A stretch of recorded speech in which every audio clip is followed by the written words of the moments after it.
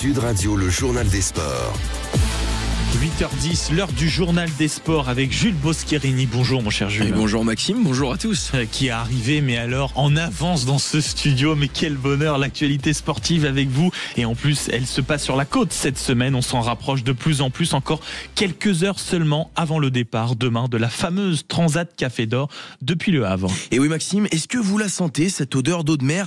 Alors oui, je vous l'accorde, pas dans le studio, mais les skippers qui s'apprêtent à s'élancer pour la 17e édition de cette Transat Café d'Or, eux, ils la sentent bien, puisque ce sont les derniers préparatifs avant le grand départ demain à partir de 14h.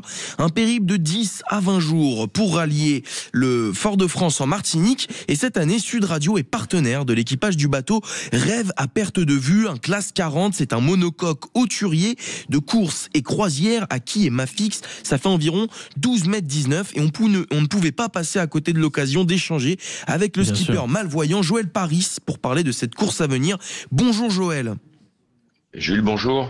Alors encore un peu plus de 24 heures avant le départ de la course, comment est-ce que vous vous sentez et est-ce que vous êtes prêt? Alors oui, on est prêt et en fait je vais parler pour moi, la confusion des sentiments. C'est qu'en fait, bien sûr qu'on est super heureux d'être là. Donc il y a plein d'émotions positives, mais on est aussi super tendu, je vous le cache pas. C'est vrai. Mais oui, c'est un plaisir et c'est une joie d'être là. Mais oui, on sait que les prochaines 24 heures vont être assez tendues, et je pèse les mots. Mais oui, c'est un sacré challenge et c'est incroyable que d'être là pour nous, quoi. Bon, il y a quand même un petit peu d'expérience parce que c'est pas votre première participation à la Transat. Oui, comment est-ce qu'on aborde la Transat quand on l'a déjà faite et surtout quels objectifs pour cette nouvelle édition? Alors nous, on a un bateau d'ancienne génération. Donc par rapport à nos petits copains qui ont des bateaux plus performants, nous l'idée qu'on a, c'est qu'on veut mettre à peu près 20 jours et se classer il y a différents types de classe 40 et nous on a un bout pointu et donc on veut être dans les 3 premiers des pointus. Voilà, en gros c'est ça notre objectif sportif. Et puis l'objectif il est surtout humain et c'est un dépassement de soi. C'est une aventure sociétale et puis c'est ça qu'on vise, quoi. Bien sûr. Ouais, vous êtes malvoyant de naissance, 0 à l'œil droit, 2 à l'œil gauche. Comment est-ce qu'on fait pour naviguer quand on a un handicap comme celui-ci? En fait, je sais pas répondre à votre question, Jules, parce que moi je fais ça depuis toujours. Donc moi ça me paraît naturel de faire ça. Et paradoxalement, en fait, si vous voulez, il y a moins d'obstacles en mer qu'à terre pour moi. Quand je me promène dans la rue, parfois je peux me taper sur un trottoir un peu plus haut. Mais là, en mer, en fait, c'est rare qu'un piéton se jette sous vous, si vous voulez. Donc, en fait, on a moi, je vois quand même assez de loin, malgré tout, pour voir les obstacles, les bateaux, etc., etc. Donc, en termes de sécurité, il n'y a pas de sujet. Donc, oui, j'ai moins de champ de vision. Oui, j'ai du mal à voir le sommet du mal. Alors, j'y arrive.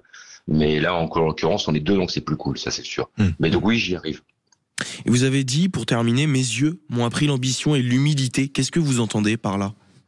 Parce que je pense que quand on est handicapé, et plus précisément pour moi, on n'arrête pas de nous dire c'est pas possible et c'est pas pour toi toute notre vie.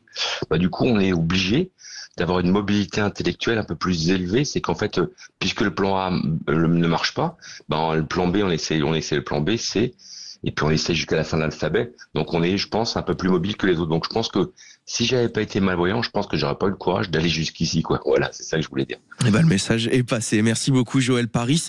On rappelle, vous êtes skipper sur le bateau Rêve à perte de vue qui s'élancera demain pour la 17e édition de la Transat Café d'Or. Et on ne manquera pas de vous suivre, vous et celle de votre équipage, votre aventure. Mais ça c'est sûr. Et puis on change de registre, d'une certaine manière. On revient à nos premiers amours, c'est le rugby et forcément la Pro D2 sur Sud Radio, la radio du rugby, avec une orgie d'essais, vous osez le terme, pour cette 8e journée. 57, c'est le nombre d'essais inscrits sur les pelouses de la Pro D2 hier soir.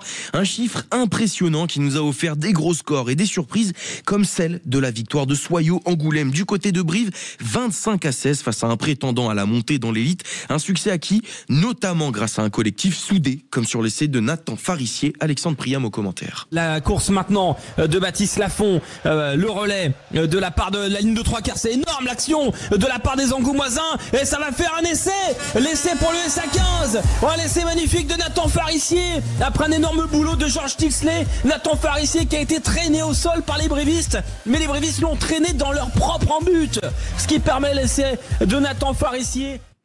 Et c'est même sans conteste le gros coup de cette 8e journée et surtout une victoire qui prouve à l'entraîneur du SA15 Alexandre Ruiz que son équipe peut rivaliser même avec les gros du championnat. Il a fallu trouver des solutions depuis 4 semaines pour continuer à avancer dans le projet et faire générer de la confiance aux garçons parce qu'aujourd'hui j'avais le sentiment qu'il réalisait des choses plutôt positives mais on n'arrivait pas à le concrétiser par le résultat. Donc c'était pas gagné d'avance en se rendant à Brive quand on connaît l'environnement et le contexte, mais il a fallu aussi les persuader qu'on pouvait aussi rivaliser avec des équipes qui avaient 3 fois notre budget. Et l'autre très bonne opération de cette soirée, c'est le triomphe de Vannes en terre colomérine. Un choc entre le premier et le second qui voit donc Levante s'imposer au forceps 22-17. Pas de quoi non plus faire sauter au plafond le manager breton Jean-Noël Spitzer. C'est pas qu'elle n'est pas méritée, mais c'est une victoire un peu par la fenêtre. On n'est pas passé par la grande porte non plus.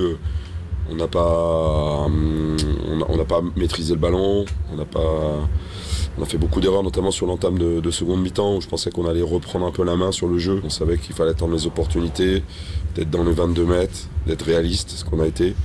Puis après, s'accrocher comme des chiens en défense. Et dans les autres résultats, Biarritz l'emporte 35-13 contre Mont-de-Marsan, Grenoble-Étry, Carcassonne 57-12, victoire de Dax 40-5 pour faire plier Béziers, Oyonnax s'impose 30-25 contre Provence Rugby et Nevers roule sur Aurillac 62-28, 10 essais inscrits pour les Nevers.